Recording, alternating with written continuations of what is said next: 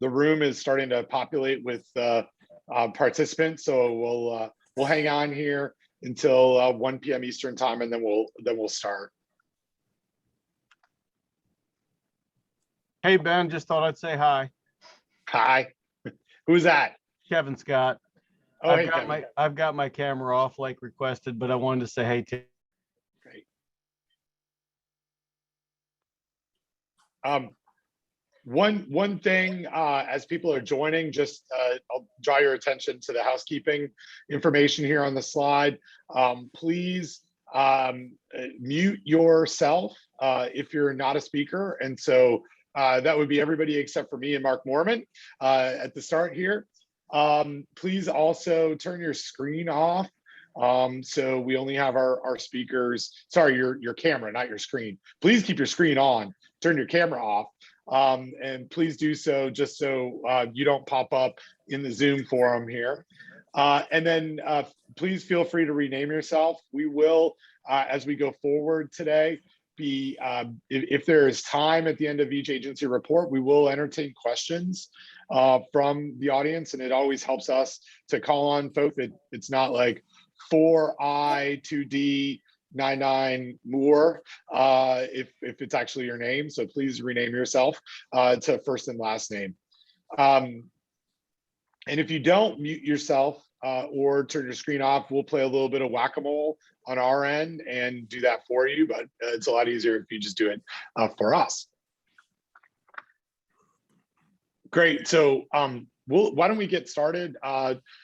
Thank you, first of all, for everyone for joining us today. I'm Ben Chapman. I'm a professor and interim department head of agricultural and human sciences at NC State University, and I'm also co-chair of the program committee. Earlier today, we had the kickoff of our virtual conference for food protection with committee reports, and over the next hour and a half, we'll be hearing from our agencies with our biannual federal agency reports. Today, you'll hear from Mark Mormon from FDA, Rachel Edelstein from USDA FSIS, and Patrick Bryce from CDC. We will have some time for question and answers at the end as well, but I will be taking, I will keep us on time as much as possible. And so if you have just joined us, again, I'll reiterate our housekeeping suggestions. Please, if you're not speaking, turn off your camera and mute yourself. And without further ado, I'll pass things on to Mark. Mark, you can speak, and then Lisa on our support team will be advancing your slides. So Lisa, you can go ahead and share slides, and I'll turn my camera and microphone off, and Mark, the floor is yours. All right, Ben. Well, thank you. And my thanks to all of you for the opportunity to talk to you today and to provide the FDA's agency report. This is my first time speaking to this group, and it really is a pleasure. I lead the Office of Food Safety at the FDA. I've been here just over 2 years. Joined just about 8 months before the global pandemic hit us. I want to recognize that it's been an extraordinarily hard year on all of us, and everyone. And I just, on behalf of everyone at the FDA, I want to thank you for your hard work. Public health has been difficult before the pandemic, and it's just gone up a whole nother level for all of us. And my best regards to all of you and your family and loved ones as we go through this very difficult time. I really have a couple messages today. One is to provide the update on a number of important FDA initiatives that we have going and we're very excited about. And then secondly, I'm going to be spending a bit of time talking about how we do our work here at the FDA. The rigorous process our retail team goes through to ensure that we have a science-based food code that has practices that are effective, efficient, and very importantly, feasible. So next slide, please.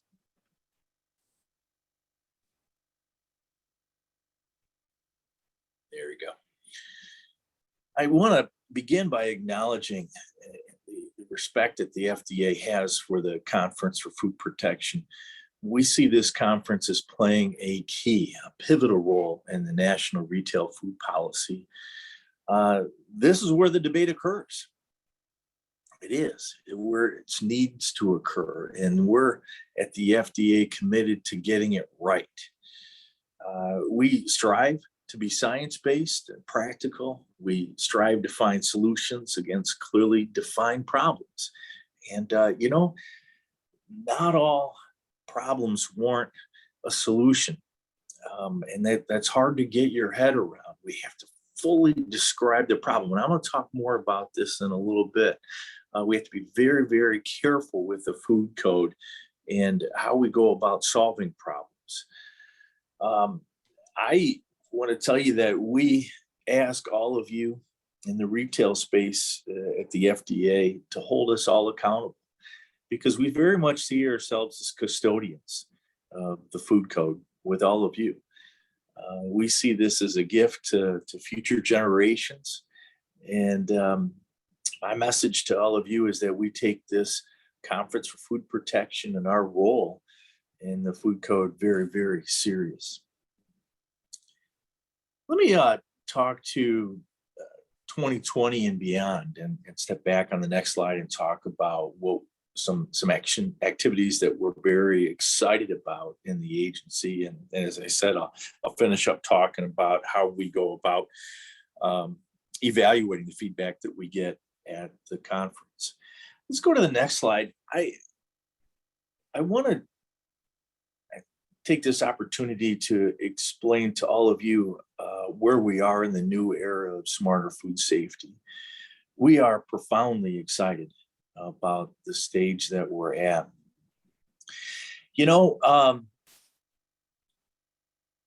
We give a lot of thought to this new era of smarter food safety, and that it represents a recognition that more has to be done. Our world is evolving so incredibly quickly, and not everything that we can do at the FDA can fit with the tools that we have traditionally used. The tech-enabled traceability space is one in which is evolving so quickly, and we see our role not as defining here's how traceability must be done, but finding creative ways to enhance traceability. The smarter tools for approaches for prevention and outbreak response. Again, a world that is evolving so quickly. How do we incentivize that? New business models and retail modernization, an area that should be of great interest to this group. And then finally, what we know is a core tenet of food safety, which is having a food safety culture, is a critical piece to getting food safety right. So, Mark, why can't we just put forward more regulations? Why can't we just do policy? Well, some of you are thinking that, and some of you may be saying, oh gosh, no, please don't. Let me step back and tell you something that was an aha moment for me in our new era of smarter food safety. I got a hold of a buddy of mine at the Federal Aviation Administration, and then subsequently did some work and found a Wall Street Journal article that talked about airline safety. And you see, the U.S. airline industry back in the 90s found itself in a deep, deep hole. In the 90s, there was just a rash of global airline crashes, and it was projected that by 2015, there was going to be one major plane crash around the world each week. Well, shift ahead. Over the past 12 years, knock on wood, the U.S. airlines have carried over 8 billion passengers without a fatal crash. Thank God. You know, my buddy at FAA will tell me clearly technology has played a major role, a significant role, but that alone did not get them to food safety. It did not get them to airline safety. And I believe technology alone isn't going to get us to food safety. The game changer that the FAA talks about is how they took a different approach. They took a different approach with the airline industry, with all the stakeholders, and said, you know what, if you all share what went wrong, we're not going to pursue punitive action against you. Well, that may scare all of you. And trust me, we're not going to throw that tool that's in the regulatory toolbox away. But what they did is they fostered a collective learning across the entire airline industry. They share. And rather than burying a root cause analysis within a firm that produces some part or an aviation near miss, they share across the entire airline industry and has effectively lifted all planes. So why do I tell you this? Because we have to admit that we have a plane crashing every day in the food safety space. We have 48 million people that are getting sick, 128,000 hospitalized, and 3,000 people dying from foodborne illness. Somebody's plane, a family member, a loved one, is crashing. And the tools that we've traditionally used are not quick enough to keep up with the change of pace at which the industry is evolving and what we're learning. And so it requires a different approach, hence the new era of smarter food safety. The next slide, please. There's tech-enabled traceability, and we're very excited that there's some new thinking that's going on in the agency. We're doing I'm actually participating in an evaluation of technology providers that are showing low-cost solutions for traceability. We're trying new things like that to spawn interest, and it takes a different approach within the agency to do that type of work. That's in core element 1. Core element 2 is the smarter tools and approaches for prevention and outbreak response. And we're asking about how do we do better in the root cause analyses and have everybody learn from mistakes and near misses. We're asking about how do we get better with predictive analytics and machine learning to predict where hazards are going to occur. We're asking about enhancing something that's been around for a while, domestic mutual reliance. All of us in the state, local, territorial, tribal space, how do we get better at sharing information? How do we look at new tools for inspection, training, and compliance? How do we get better at outbreak response? And how do we get to a point with recall monitorization where bad food gets out of the marketplace really, really fast? And one of the things that strikes me on this is that last year, as we're going through 1,600 illnesses in the US and Canada from onions for 3 weeks, nearly 3 weeks, that those onions, red onions, sat in the marketplace and the supply chain could not figure out how to get them out.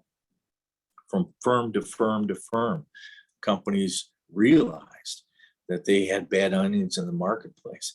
How do we get to a point with technology and information sharing that my mom and your loved one, when they go to the store and they go to scan it, it locks out the machine so they can't take that food home? Right now, we're not that good. We can't do that. And for 3 weeks, my mom and your family member could have taken that food home. Somebody knew the food was bad, but it was lost within the system. Next slide, please. Core element 3 is about, in this space, new business models and retail monetization, and making sure that we understand these business models and ask, how do we update them? How do we modernize our approaches? The next slide, please. I'm pleased to announce that perhaps some of you have seen this. Our first foray into this is a public meeting where we're going to be talking about these new business models and asking, what are they? What are these models? And secondly, what are the current regulatory, what is the current regulatory framework, both domestically, but I talked to my colleagues in Europe and they're struggling with the same thing. So they're going to be involved with this. They're looking at new business models. And then thirdly, with this whole host of people, we're asking, what are the gaps? What are the gaps? So very excited about that and hope that you'll attend that 3-day virtual meeting. So let me jump to the road ahead for core element 3 on the next slide, which is what we're looking at doing over the next few years. As I mentioned, we have the new business model summit. We are, secondly, with the hunger and humility to learn, looking at and asking for an independent review of the traditional retail food program approaches. Are we achieving the public health goals that we need? Are we? This is a question that we're going to be asking through this independent analysis. And then thirdly, and you're going to hear more about this, working on a food code adoption strategy and toolkit. How do we get more groups to adopt this? Food safety management systems with retail food establishments, risk-based inspection methods, and root cause analysis. And then finally, looking at state-of-the-art facility and equipment design. So we have quite a bit planned in this space, and I'm very pleased my colleagues are on this call that are driving this. Glenda Lewis is driving this. It's our ORA colleagues, Lori Farmer. We're very excited about this work, and you indeed will hear more.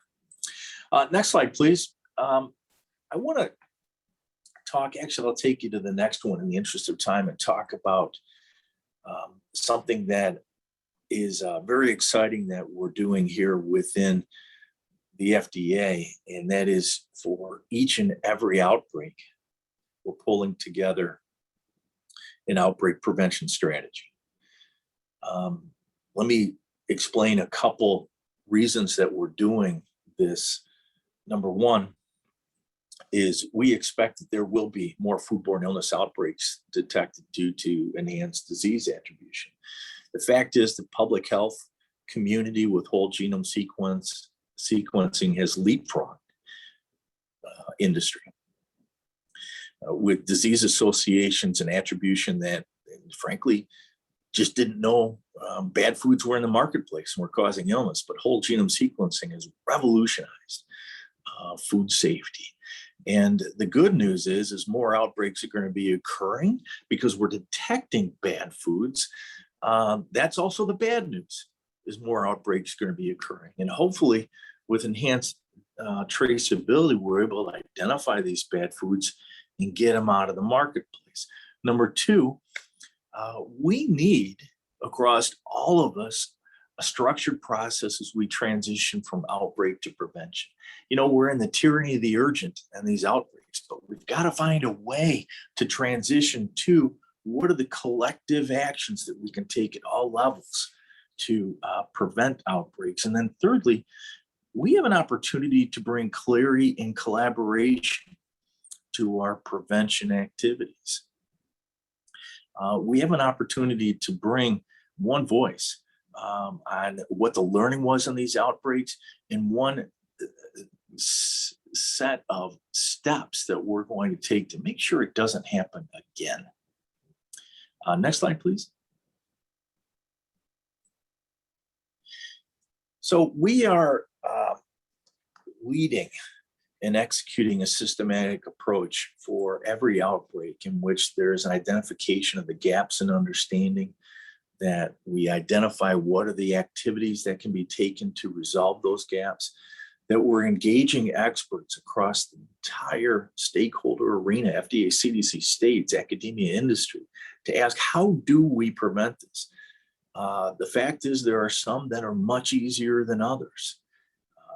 We have had over 60 outbreaks, actually 83 outbreaks if you include. It's difficult to add them up because some of them are small, local seafood outbreaks, but in the range of 80 to 90 outbreaks, and about 60% of them have been in the produce space. How do we execute and influence a communication strategy for every outbreak? And how do we leverage across all of FDA and our state regulatory partners a path to prevent those?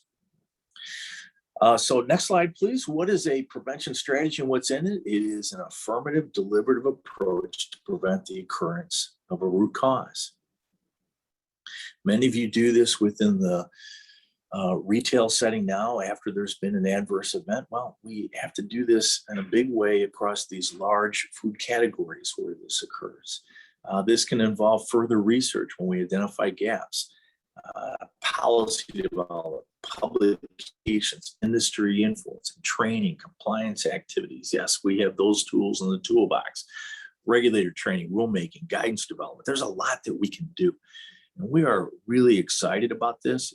We will be sharing with every state where these outbreaks have occurred, these prevention strategies, and we're rolling them out now.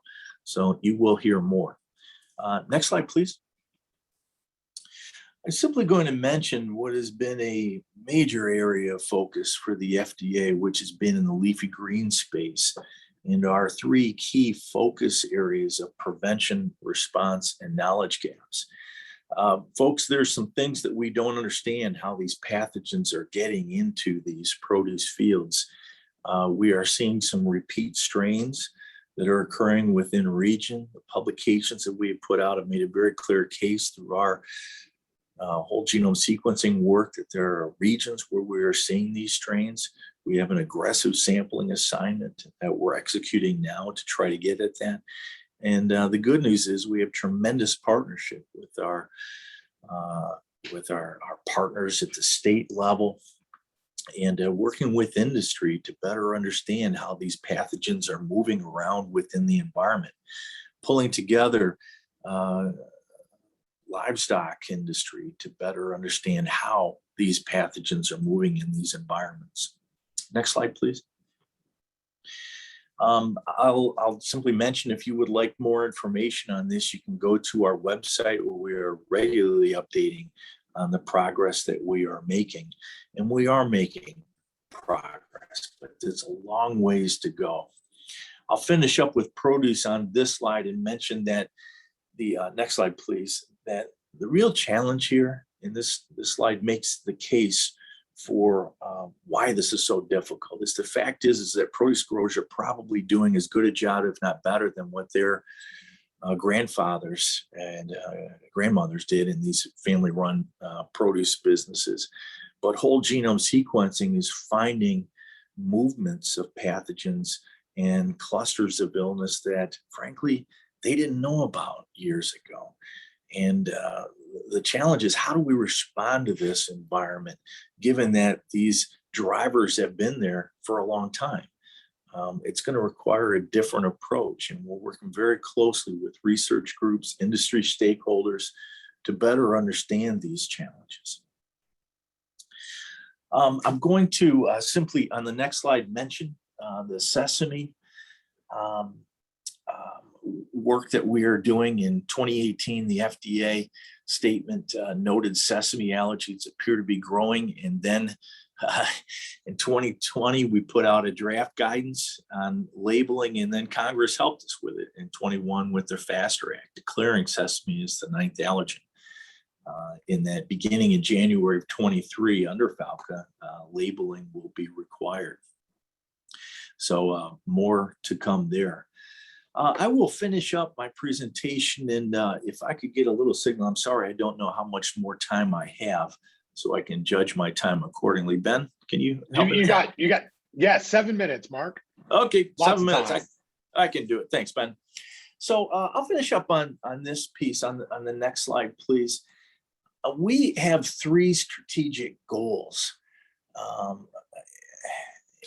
If you follow this, our goal is reduce the occurrence of foodborne illness risk factors, and our objectives are to increase the uniformity, consistency, and capacity of state, local, tribal, territorial, retail food protection programs. You can see the work streams within that. Number 2, to promote industry's active managerial control of foodborne illness risk factors. And as all of you will hear more, a focus on increasing food safety management systems. And then thirdly, to maintain a strong national retail food team workforce. Next slide, please. So I am a DC resident, and we are surrounded in if you could back up just one slide, please. We are surrounded here in DC by Maryland and Virginia. I take the metro to go to work and go to businesses, restaurants, museums. You know what? And it's confusing right now with the many COVID precautions. And I suspect I'm not the only one. The CDC and the public health authorities are still learning about this virus, and it is hard. And I feel for my public health colleagues at the CDC and the state level. It's enormously challenging. And they're having to make decisions and recommendations without the full understanding of this virus and how it spreads. And by the way, there's new variants that are coming about. I really feel for all of them. The reason I set this up is that the food code can be different. All of us today want a food code that is scientifically defensible, that it stands up to the scrutiny of anybody that takes a close lens to it. Our FDA team is committed to the rigorous research, the objective policy analysis to make sure that we have a scientifically defensible, practical, and most importantly, trustworthy food code. And I want to take a moment just to walk you through how our team gets there. In this slide, I want to show you the work that we do on the retail food policy analysis framework. That next slide, please. We start off with identifying, understanding, clarifying the proposition. We take the feedback that we get. We then evaluate the policy arguments.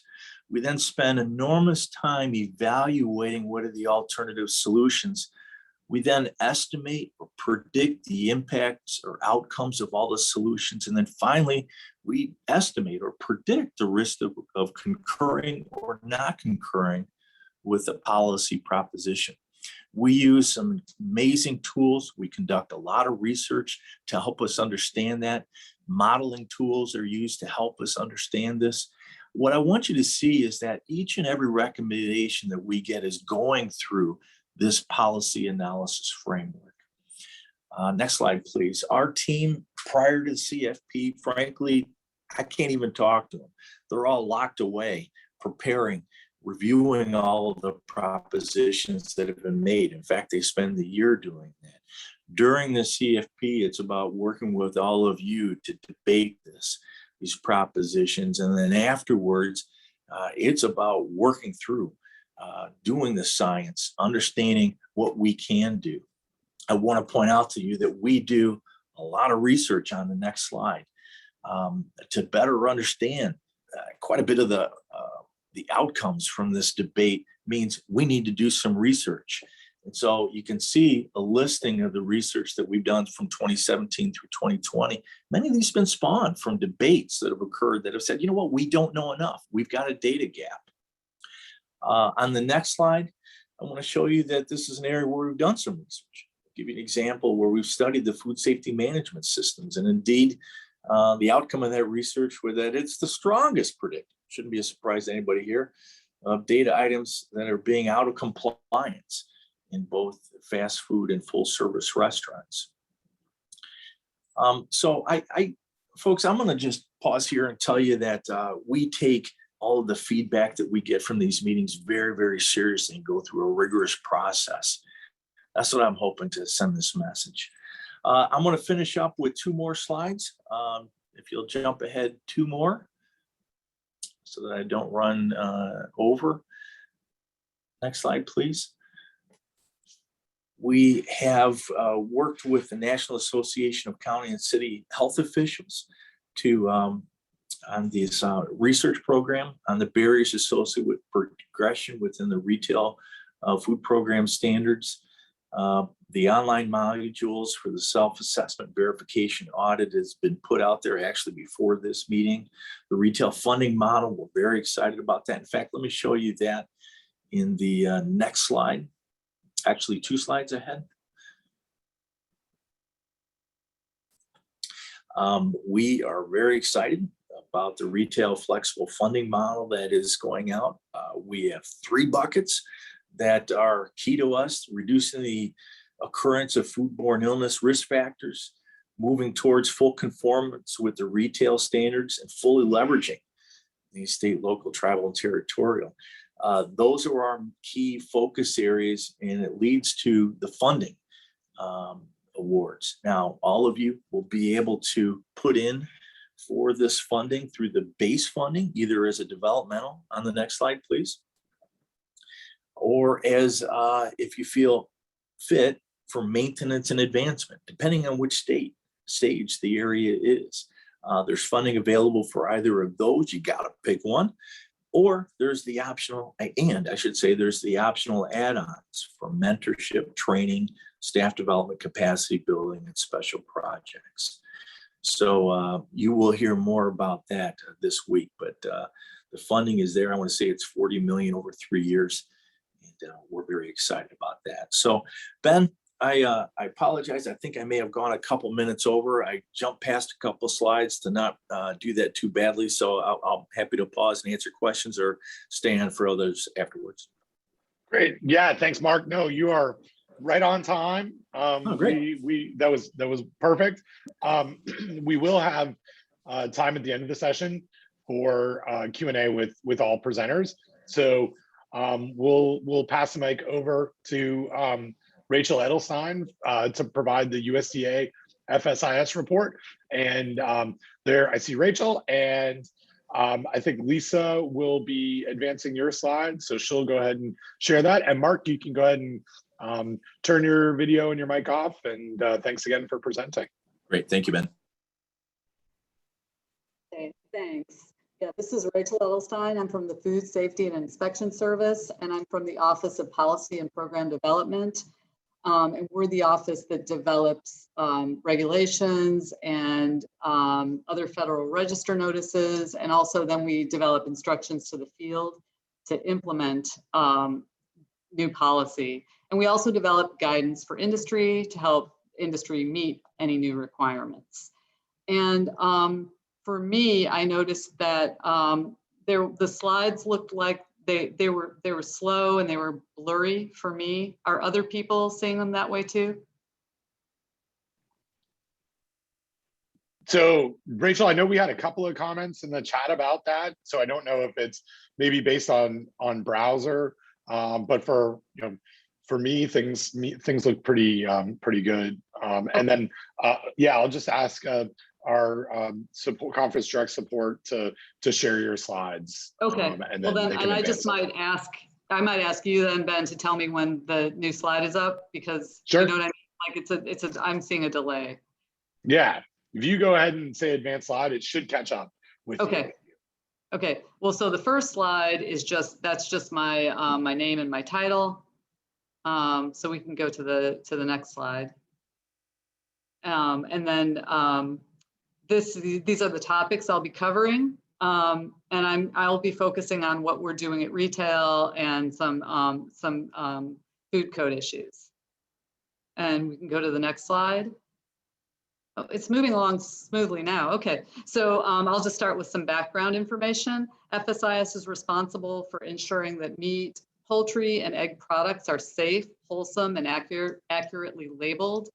And a few years ago, just again for background information, a few years ago, Congress gave FSIS jurisdiction over saluriformes or catfish products. So we regulate those like meat products. Next slide. And our authority is under the laws that are listed on this slide: the the Federal Meat Inspection Act, the Poultry Products Inspection Act, and the Egg Products Inspection Act. And also we verify humane handling under the Humane Methods of Slaughter Act. So, and the FMIA, PPIA, and EPIA require that FSIS inspect all meat, poultry, and egg products that move in interstate commerce. So FSIS conducts inspection at slaughter and processing establishments operating under a grant of inspection. In addition, we conduct surveillance at in-commerce facilities, which include warehouses, distributors, transporters, and retailers. And we're always looking at ways that we can better partner with local health departments to better educate in the retail arena. Next slide. Much has changed since the Federal Meat Inspection Act passed in 1906. Today, there's tens of billions of pounds of meat, poultry, and egg products that are produced, transported, and sold every year. So a system of this magnitude requires constant vigilance at all points in the supply chain to prevent product product contamination or misbranding. And part of that system includes FSIS conducting surveillance and certain actions when necessary at in-commerce facilities, which again would include retail establishments, to ensure that those products at retail are safe, wholesome, and properly labeled. And next slide. We have about 8,700 employees, and about 7,800 of them are located throughout the United States in field operations. So of those 7,800 field personnel, most of them are inspectors that work in the regulated establishments. In addition, there are about 150 compliance investigators who conduct in-commerce activities at warehouses, distributors, transporters, retailers, and other in-commerce businesses. Next slide. So as I noted, FSIS compliance investigators perform targeted surveillance at retail establishments. And I will first talk about our retail deli surveillance project, where compliance investigators evaluate whether retailers are following FSIS's recommended practices for controlling Listeria monocytogenes, or LM. Next slide.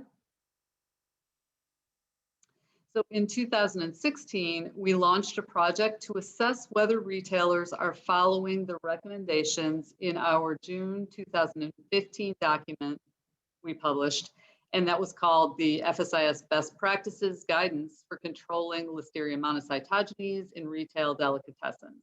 We often just call that the FSIS Retail LM Guidance.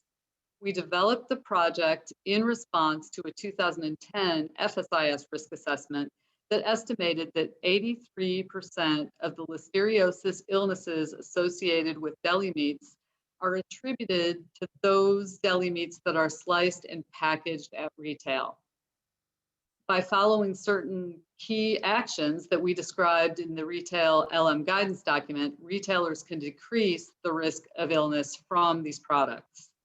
So compliance investigators record observations of the 33 recommended practices that included in our guidance, and they do this during their routine surveillance activities at retail.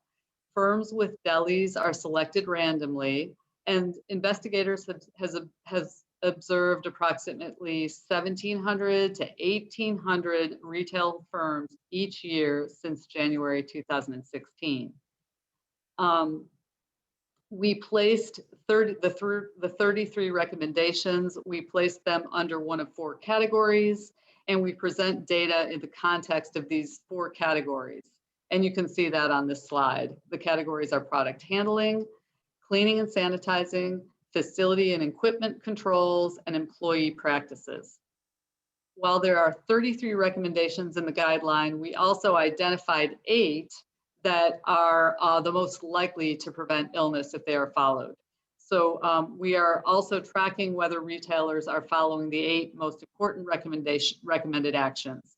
And we identified those in the FSIS Retail LM guidelines also. Next slide. We recognize that the smaller retailers have limited resources, and we want them to focus on these 8 most important recommendations.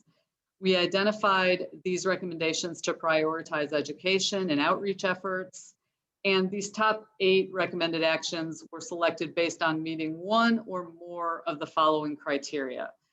They were the first one, they were found to significantly decrease the likelihood of illness based on the interagency FSIS and FDA risk assessment on LM and retail, or they were identified as FDA food code recommendations, or they're required based on the Federal Meat Inspection Act or the Poultry Products Inspection Act.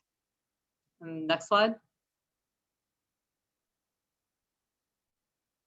This is just a note. We review the results of the retail deli surveillance quarterly. When COVID occurred, we suspended surveillance and we resumed activities earlier this year. So the next slide will show this is showing the percent of recommendations that the retail delis have followed. In this figure, we've been reporting this in our weekly constituent update. We post that every week. And then we also presented this at the International Association for Food Protection, and we presented it at FDA regional conferences. It graphs the observed percentage of recommendations that retailers are following using the 4 categories that I showed on the earlier slide. So this is showing for all the 33 recommendations grouped by category. And this is showing since, the trends since we started the project in January 2016. We're tracking progress on a quarterly basis each fiscal year. And we're seeing that each category has a reasonably high percentage of recommendations being followed by the delis, but we see there's still opportunity for improvement. But we're seeing positive trends. Next slide.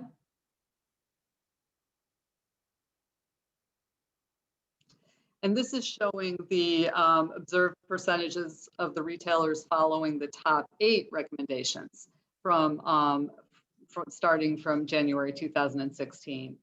The lowest percentage is 85.4%, and that's dealing with the cleaning and sanitizing of equipment. But it's even that has improved. That is moving up. Or it's 85.7, but it was lower last time we reported it. So that is moving up too. Next slide.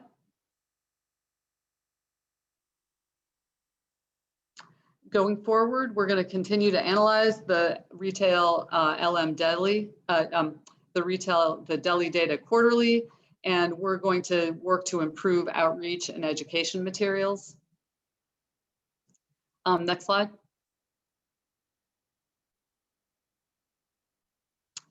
As following the top 8 recommendations continues the upward trend, we want to continue to improve our customer service. So along with the quarterly data analysis, we're evaluating and improving these materials, and we plan to update the retail deli guidance. And next slide.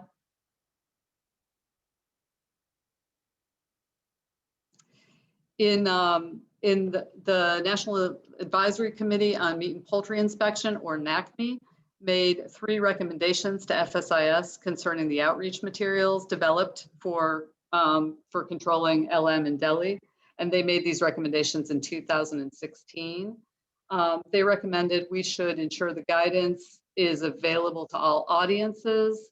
They recommended that we make sure that guidance for the retailers is clear and understandable and practical to all audiences. And also, they recommended that we have stakeholders evaluate that deli guidance, and it specifically look at the deli self-assessment tool and give us feedback on that. To evaluate the current state of the guidance documents, we developed open-ended questions related to the 3 topic areas that aligned with the NACME recommendations, and then we tailored them for focus groups. And the next slide. So based on in 2019, based on the NACME recommendations, we had 3 focus groups with large retail participants, and then 9 focus groups with state and local participants. There were 12 participants across the large retail groups, including participants from the traditional supermarket chains, also grocery stores and convenience stores. Then there were 54 participants from state and local health and agricultural departments, and 17 state government officials and 25 local government officials, and 60% of participants worked in urban areas and 40% in rural. We also conducted 1 focus group with 5 academics with expertise in food safety, and we tailored the questions to the participant type And we conducted the sessions virtually using an Adobe Connect platform. So that allowed for a simulation of in-person focus groups. Next slide. We posted a summary of the focus group's findings with on our retail guidance website, and we shared the results of the focus groups at the 2020 NACME virtual public meeting, and also at the 2021 International Association of Food Protection. Overall, the feedback from the focus groups could be broken down into two main suggestions. They recommended we should consider simplifying our LM guidance and our LM outreach materials to better accommodate the different learning styles and education levels of all retail deli workers. And they also recommended we should consider developing more visually based materials. They gave us examples like including posters that could be hung up in break rooms, or develop short instructional videos on various topics that inspectors could use to, to show retailers on site. And the materials, they said they should be, those types of materials could be very useful for on-the-spot education. So in response to all the focus group findings, we're planning to revise the retail LM guideline. Specifically, we want to improve consistency, clarity, and overall content. Next slide.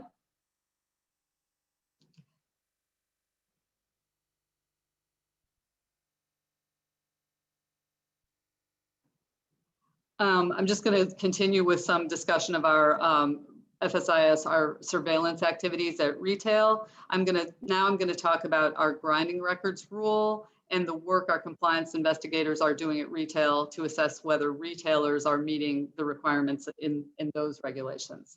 And the next slide just has some information about this rule. This is something we published this rule in December 2015. And the final reg is called the records to be kept by official establishments and retail stores that grind raw beef products. The rule requires official establishments and retail stores that grind raw beef for sale and commerce to maintain specific information, specific records about the raw ground beef that they're producing. We issued the rule to improve the agency's ability to accurately trace the source of foodborne illness outbreaks involving ground beef and to be able to identify the source materials that may have been attributable to the outbreaks. The rule became effective on June 20th, 2016, and we started conducting the oversight to verify whether retailers were meeting it in October 2016. And in the retail stores, it's the compliance investigators verify whether retailers are maintaining the required records if they're grinding raw beef. Next slide.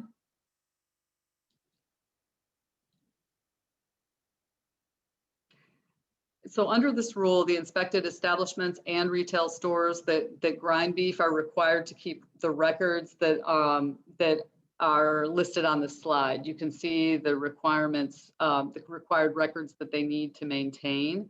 And this slide also shows a template for like if retailers want to put together a table and record the information in a table like that, that's totally acceptable to us. And we have a table like that as an example on our webpage. Next slide.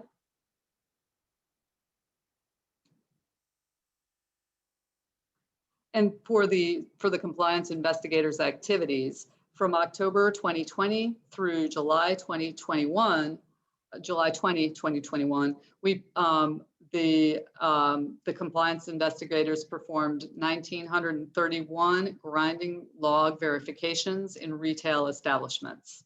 So this data reflects when FSIS resumed verifying the record-keeping requirements after a pause due to COVID. Of the grinding record verifications, 1,119 or 57.95% were found to be in compliance, where the retailers were maintaining all the required records. In addition, we issued 100 notices of warning also 161 letters of information for retailers that didn't maintain adequate, complete, or accurate grinding records. Firms that receive an NOW or LOI may be subject to follow-up visits by a compliance investigator. And just an NOW, the notice of warning, that is a more formal reprimand. And the LOI, the letter of information, that's more of a education and outreach letter. Next slide. We can go through that one quickly. This is just, I'm going to give, next slide again. I was just going to give some examples of how FSIS is harmonizing, working collaboratively with FDA. FSIS and FDA meet regularly to harmonize the FDA food code recommendations and the FSIS requirements. So in 2020, FDA released the 2017 food code supplement, and that included changes made in collaboration with FSIS. It revised the definition of intact meat to clarify that beef products that are vacuum tumbled with solutions are not considered intact meats. It also revised the definition of mechanically tenderized to be consistent with the FSIS description of mechanically tenderized in the 2015 final rule, the FSIS final rule on descriptive designation requirements on needle or blade tenderized, mechanically tenderized beef products. That rule required labeling requirements for raw or partially cooked mechanically tenderized beef products. And it also clarified that products that are injected with a marinade or solution are considered to be mechanically tenderized. Next slide. And now I'm just going to summarize the issues that we submitted for this year's Conference for Food Protection. And that's on the next slide. We submitted issue 0315 for the creation of a committee to update the CFP guidance on beef ground at retail. Specifically, we're recommending creating a committee to update the guidance document for the production of raw ground beef at various types of retail food establishments. The current guidance doesn't include information on how the beef source material and its intended use affects food safety. Specifically, we're recommending that the document be updated to include information explaining that retailers should take into account whether the beef that they receive is intended for intact or non-intact final product. Additionally, the CFP guidance does not mention that retailers are required to keep grinding records because that guidance was developed prior to the issuance of the grinding records rule that I just discussed. So we're recommending that the information about those required grinding records be added to the guidance. And we've submitted these recommendations because updating the guidance will help increase awareness of the record keeping requirements, and it will also promote the adoption of safe grinding practices to help prevent illness from raw beef that's ground at retail establishments. And then second, we submitted issue 0318, creation of a committee to address the safe cooking of rotisserie chicken. Specifically, we're recommending creating a committee to develop guidance to include recommendations for the proper handling, preparation, and cooking procedures necessary to achieve lethality of these products. And we submitted this recommendation because of multiple outbreaks that are associated with rotisserie chickens prepared at retail. And the next slide. I wanted to recognize and thank FSIS's CFP Council advisors for the work they've done to prepare for this meeting and their work in the retail arena more generally. So for Council 1, we'll have Erica Stapp-Kamatani and Tanetta Hazard. Council 2 will be Brad Webb, and Council 3, Christy Barlow. And I also want to thank and recognize Dr. Melvin Carter, who's FSIS's executive board member and who will be participating all this week. And then I have just my last slide. I just want to thank you for your attention through that update. And also, if you have any specific questions on FSIS's laws, regulations, policies, or procedures, you can submit your questions through Ask FSIS. and you can see the link to get to Ask FSIS. It's you can do it through email or telephone, and we'll respond promptly to any questions that you might have. And that wraps it up for me. Great. Thank you so much, Rachel. We do have a couple of minutes. Instead of asking for questions and answers now, we also have a Q&A time at the end. So I'm going to go ahead and ask Patrick Bryce to take the microphone a couple of minutes early. And yep, Kristen's sharing slides, so it looks like we're good there. And Rachel, if you can just go ahead and turn your video off, and we'll turn things over to Patrick to provide the CDC agency report. Thank you very much. I'm happy to be here today. As you heard, my name is Patrick Bryce, and I'm the director of the National Center for Environmental Health and the Agency for Toxic Substances and Disease Registry at CDC. Can I have the next slide, please? So today I'll be providing a brief update on our activities. Specifically, these updates will come from 3 centers that work in food safety across CDC. The first of those is the National Center for Environmental Health, the center that I direct. We focus on supporting state and local environmental health professionals in their food safety work.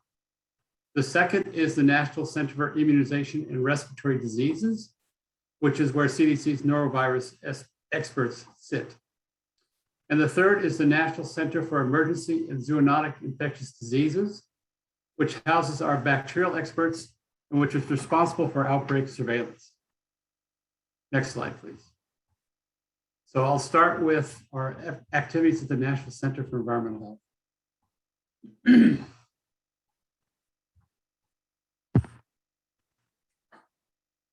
Since we last briefed the conference on food protection, we've continued to work on collecting data from environmental health component of outbreak investigation.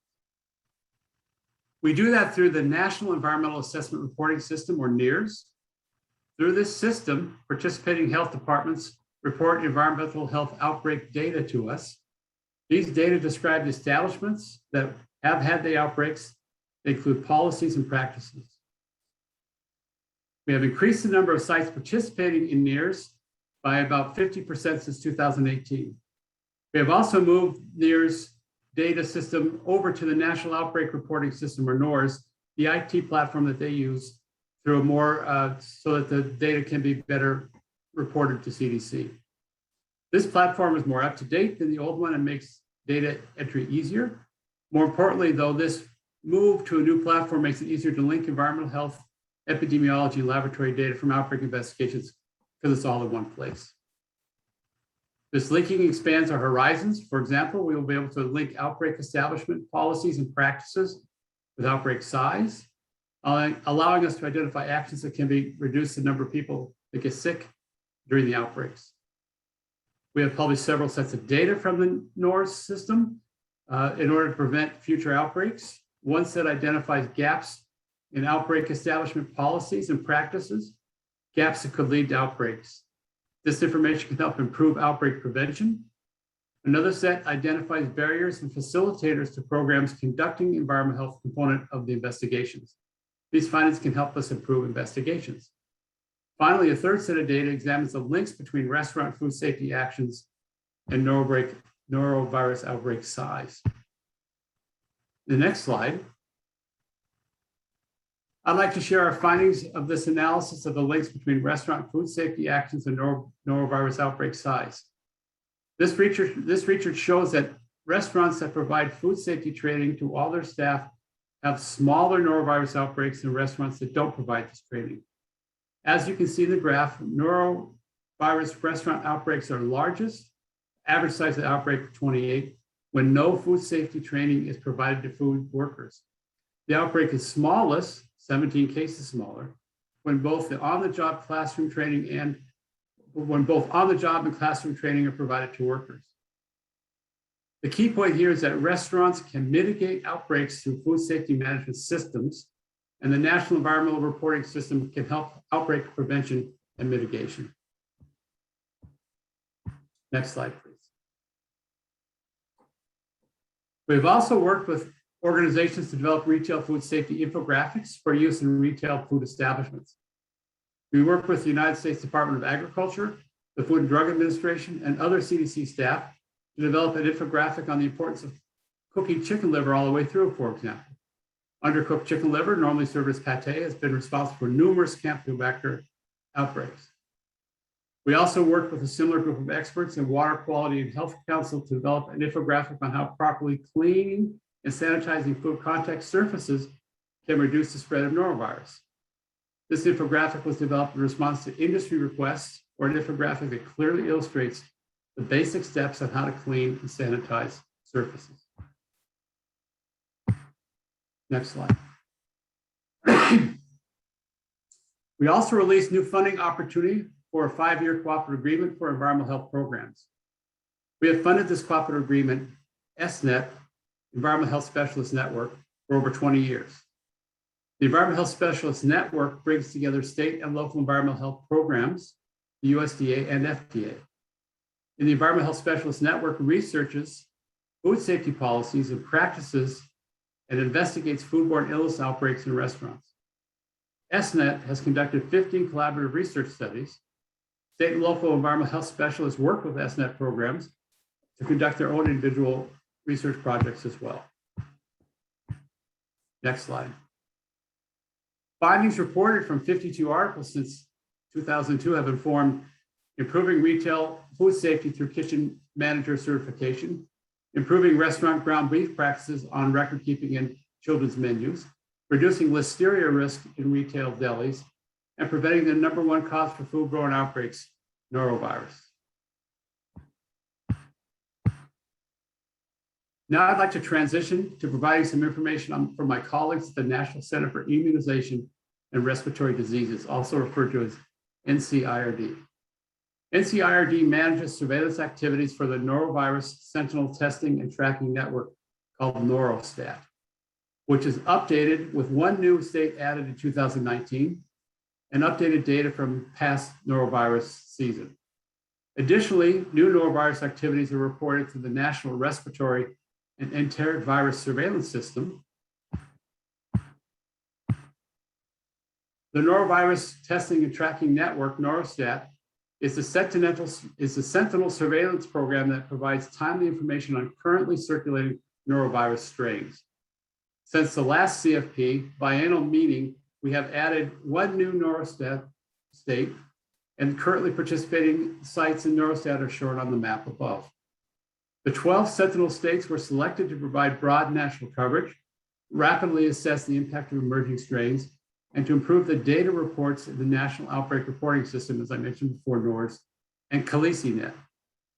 PulseNet is a national laboratory network that uses DNA fingerprinting of bacteria making people sick to detect thousands of local multi-site outbreaks. CaliciNet is PulseNet reporting system for laboratory specimens of norovirus or larger calicivirus family virus, or the larger calicivirus family of viruses. Next slide. My 2 previous speakers have mentioned the coronavirus pandemic response. And it's interesting to see what happened to norovirus during the coronavirus pandemic. While norovirus is not a respiratory disease, many of the same non-pharmaceutical interventions, such as hand washing and staying home while you're sick, are similar for stopping the spread of norovirus. When we look at this chart, remember that this is for all sources of norovirus outbreaks. But if we look at it carefully, we can see from August 1st to 2020 to June 4th, 2021, there were 283 norovirus outbreaks reported that states participating in NoroStat, as shown in the solid red line. During the same period from 2019 to 2020, there were over 1,000 norovirus outbreaks reported by these states, as shown in the dashed line. The number of outbreaks reported during the 2021 season thus far is below the range reported during the same period during the previous 7 years. During the 2019-20 season, reported outbreaks decreased substantially after the week ending February 27th, as highlighted by the blue box. We can see for this same time frame in 2021, the number of cases shown in the red line has increased significantly from that depicted in the dashed line in 2019 and 2020.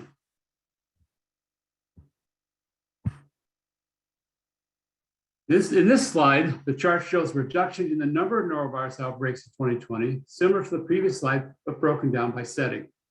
The numbers on top of each bar indicate the number of outbreaks. The black bar shows the average number of outbreaks from 2013 to 2019. The gray bar shows the number of outbreaks in the same time frame in 2020. We have also observed that the outbreak size, or the number of people that become sick, has also decreased across settings. The bar heights show the relative size of the outbreak, but we can see that the outbreaks in the preceding years were significantly larger. And lastly, I'd like to present some information from the National Center for Emerging and Zoonotic Diseases. In 2019, the Division of Foodborne, Waterborne, and Enteric Diseases created the Prevention Office to focus efforts on some of the most common bacterial sources of foodborne illnesses. For foodborne pathogens, they have been looking at the whole farm to fork continuum, focusing on areas where interventions can be implemented to reduce the occurrence of these pathogens. They have been working closely with the National Center for Environmental Health, where I work, to understand the opportunities for the retail segment of the industry to contribute to these outbreaks. The Enteric Disease Laboratory branch has been continuing to advance the detection and typing of foodborne pathogens. This has included the transition from using pulse field gel electrophoresis as a primary subtyping method to whole genome sequencing, and work is continuing towards the future with metagenomics.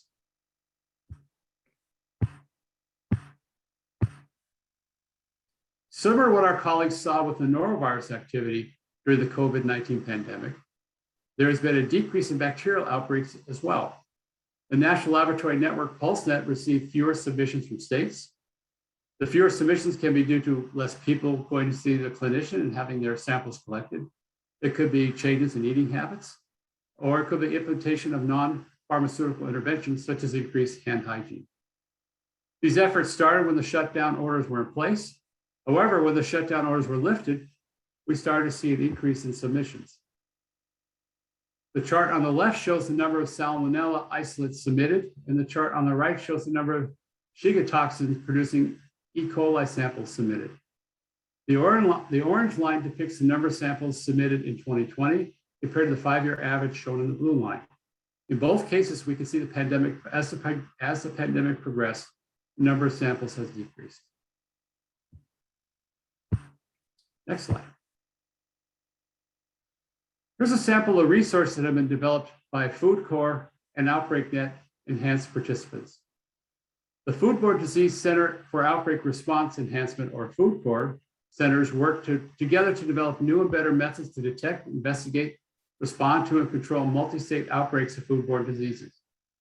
10 centers participate, covering about 18% of the US population, or 58 million people. Food Corps' key areas of activity include the enhancement of public health laboratory surveillance, epidemiological interviews and investigations, environmental health assessments, and best practices and replicable models for detection, investigation, response, and control. The Food Corps performance metrics are a list of measurable activities covering diverse aspects of the outbreak response. The metrics are designed to demonstrate successes that identify gaps in the detection, investigation, and control of enteric diseases. Using the metrics, each center provides data on the burden, the timeliness, and completeness of foodborne disease activities related to key areas of activity. OutbreakNet enhanced builds on Food Corps successes and continues to increase epidemiological capacity. OutbreakNet Enhanced is a CDC program started in 2015 to provide support to state and local health departments to improve their capacity to detect, investigate, control, and respond to enteric disease outbreaks. OutbreakNet Enhanced sites work together and with CDC to share experiences and insights to improve enteric disease outbreak response. Activities focus on improving detection and rapid interviewing of cases of salmonella, Shiga toxin producing Escherichia coli, the and Listeria, as well as any cases of enteric diseases with pathogens that demonstrate antimicrobial resistance. There are 29 sites participating in OutbreakNet Enhanced, 26 states and 3 large cities. Next slide, please. Now I'd like to update you on the Integrated Food Safety Centers of Excellence, which were created in response to the 2011 Food Safety Modernization Act. This act directs CDC to enhance foodborne illness surveillance systems through improved collection, analysis, and reporting of foodborne illness data. There are 5 centers of excellence in Colorado, Minnesota, New York, Tennessee, and a new center of excellence in Washington State. The centers are collaborations of the state health departments and their academic partners, and they serve as regional resource for nearby states. The centers of excellence provide multiple kinds of support to states, including one-on-one assistance, such as guidance during outbreaks, evaluating systems, training resources, and case studies. All products are free and available on the websites or on the newly launched unified website, foodsafetycoe.org.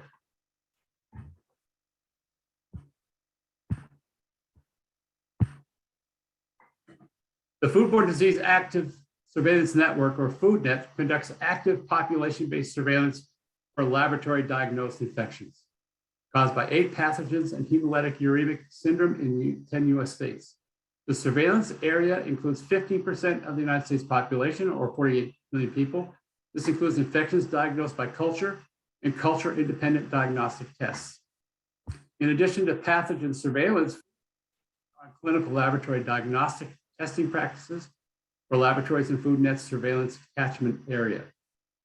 More than 650 clinical laboratories in FoodNet surveillance areas test specimens from ill people to understand current practices and to monitor changes in practices over time. FoodNet conducts periodic surveys of all clinical laboratories within their surveillance area. Lastly, the FoodNet Population Survey is a systematic survey of residents in the FoodNet surveillance area. Since most diarrheal diseases go undiagnosed and not reported, FoodNet conducts population-based telephone survey of people residing in the surveillance area to estimate the burden of acute diarrheal illnesses more precisely. Survey data include responses to questions about the patterns of food consumption, food handling practices, contact with animals, waterborne exposure, other dietary practices, as well as healthcare utilization factors. Scheduled for a press release in 2021, FoodNet's annual MMWR publication will describe the decreased incidence and infections caused by pathogens transmitted commonly through food during the COVID-19 pandemic. During 2020, observed incidence of enteric infections caused by foodborne pathogens were markedly lower than previous years, coinciding with the dramatic changes in daily life associated with the pandemic. So we look forward to that publication. Next slide, please. The National Center for Emerging and Zoonotic Diseases also supports the nation's outbreak reporting system, or NORS, and the Foodborne Disease Outbreak Surveillance System, which is specifically for foodborne outbreaks. This system collects epidemiologic and laboratory data on outbreaks, including case demographics, pathogen, food, and setting. CDC releases an annual report on foodborne outbreaks every year. This can be found on our website. I'd like to share some highlights from the latest foodborne disease outbreak surveillance annual report in 2017. This report summarizes data from the NORS system. The 2018 report will be available later this year. The results here are similar to previous years in that the number of outbreaks is slightly higher than the average of 800, when the number of illness is slightly less than the average of 15,000. While turkey, fruits, and chicken and pork are responsible for the most illnesses, mollusks such as oysters, fish, chicken, and beef are responsible for most outbreaks. Norovirus and salmonella continue to be the most commonly identified pathogens. In 2017, 841 foodborne disease outbreaks were reported, resulting in 14,481 illnesses, 827 hospitalizations, 20 deaths, and 14 food product recalls. 32 multi-site outbreaks were reported. Restaurants were linked to outbreaks more than any other place where food was prepared, as in previous reports. The single food categories associated with the most outbreak-related illnesses were turkey, fruits, chicken, and pork. A single pathogen was confirmed as the cause in 395 outbreaks. Most commonly reported pathogens were norovirus and salmonella. Next slide, please. On this slide, we list a number of resources and web pages that you can refer to for more information on our activities. And I encourage you to refer to these websites if you'd like more detail. Thank you very much.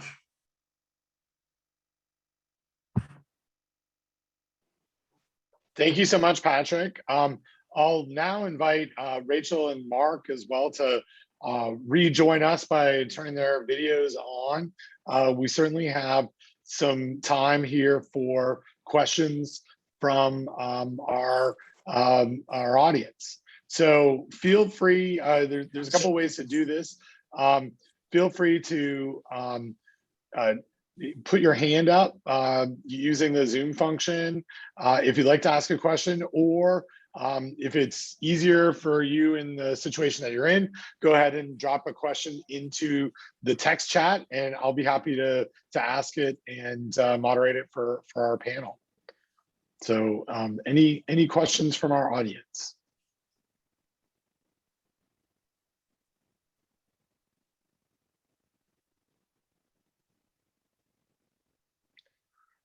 So our first question comes from Elizabeth Nutt, and this is for you, Patrick. Does CDC have any updates on the release of EATS 101?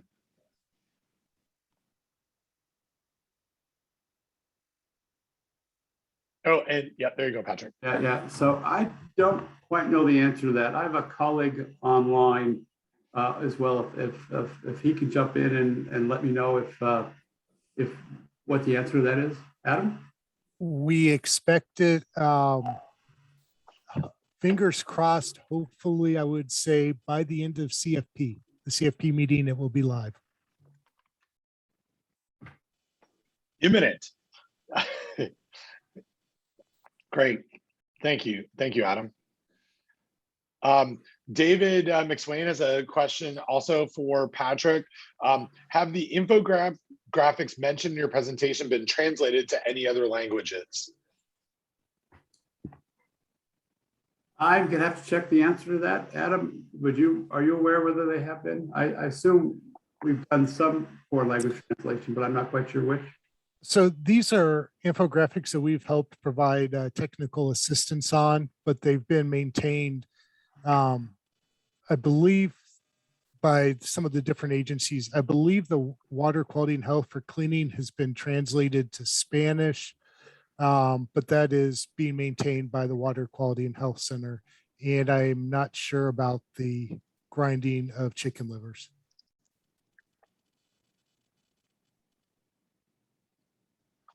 Great, thank you, Adam. Any other questions? And again, to raise your hand, if you click the reactions at the bottom of your screen and you click raise hand, that will bring you to the top of my list, and I'd be happy to call on you. There's a question here for Dr. Moorman. Can you please talk more about food safety culture? And this comes to you from Terra Pastor Camerata. Yeah, sure. I take it the question is coming at it from a new era standpoint. Yeah, I would put it to this way, that I think we're looking at this in a couple ways. One is there's a industry element and then an agency element. Certainly we're asking ourselves about the culture within the agency, and are we responding to the new era as well? Are the way that we think and operate the best way? And so we're asking those questions with humility. We're also thinking about how do we be a bit more of an evangelical when it comes to talking about food safety culture with industry and helping them understand what food safety culture is. As I think many of us would attest that is at the core of so many outbreaks, that the organization became unbalanced, perhaps, my words, on operations versus quality and safety programs. You know, it's such an important attribute, but it's very difficult to measure. I go back to my food manufacturing days, and I think one of the most important things that we ever did in food safety culture was as a multinational, we would have our sanitation crews from corporate fly in and do audits of the facility. But then unbeknownst to the plant, in the middle of the night, the CEO flew in, and we gave him a flashlight, taught him which end to use, and then went with the sanitation crew and inspected the facility. And by 7 a.m. globally, every plant manager had a special meeting to talk about, are we ready? It demonstrated that the organization's leadership deeply cared about food safety, and it was important enough to have them walk away from speaking to analysts as to get into plants and take a look. So how do you operationalize that for a plant? What do attributes of food safety culture look like? These are questions that we're asking. How do we teach what food safety culture looks like? How can leadership within companies, within restaurants, display food safety culture? So yeah, I'm rambling, Ben, but that's best I can give you right now. The Core Element team is working very hard on this topic, and perhaps we can have them come next year. Great. Yeah. Thanks, Mark. It's a great thought. Any other questions for our panelists?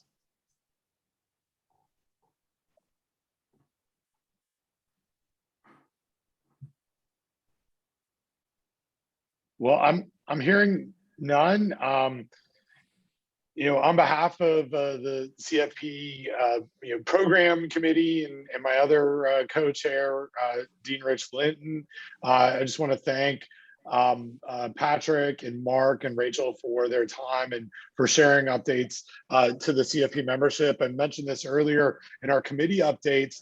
I've been to CFP numerous times over the last, I guess, 15 years, and I don't think that we've had a agency or committee updates where we would have almost 150 participants in attendance. So certainly the virtual format of CFP this year is lending ourselves to more accessibility. David Lawrence, I see you have your hand up. Go ahead, David. Yes, thank you, Ben. And I want to extend my appreciation from the conference to Mark, Rachel, and Patrick as well. I don't know if everyone's aware, but the Conference for Food Protection, we have memos of understanding with FDA, CDC, and USDA, FSIS. And these federal partners are very important to us at the conference because the recommendations that come out of the issues that our councils will work on that then go to the assembly, those recommendations go to these agencies for their consideration. And the fact that a lot of what comes out of our biennial meeting then goes forward to go into the FDA food code or other guidance documents related to retail food safety has a great significance to the importance of the Conference Food Protection process to national retail food safety. So again, I want to thank our speakers today, and we look very forward to working with you for many more years to come. Thank you very much, Ben and Rich Linton, for working on the speakers and everything for the session today. Thank you all. Thank you. Great, thanks, David.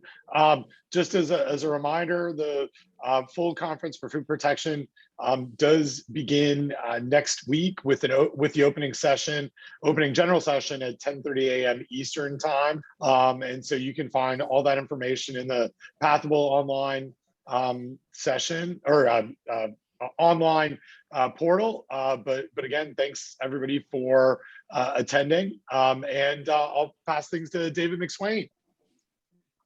Thanks, Ben. I just wanted to put a plug in for the Retail Program Standards special session that is scheduled for Friday afternoon from 1 to 3:15. Certainly would hope that the individuals who are on this call would plan to attend as well as others. So And again, thanks to our speakers today. Your sessions were outstanding and the information is greatly appreciated. And we appreciate all of your time and effort in making these presentations today. Great. And I think with that, we'll end our session. And again, thanks everyone for participating, and we'll see you all soon. Cheers.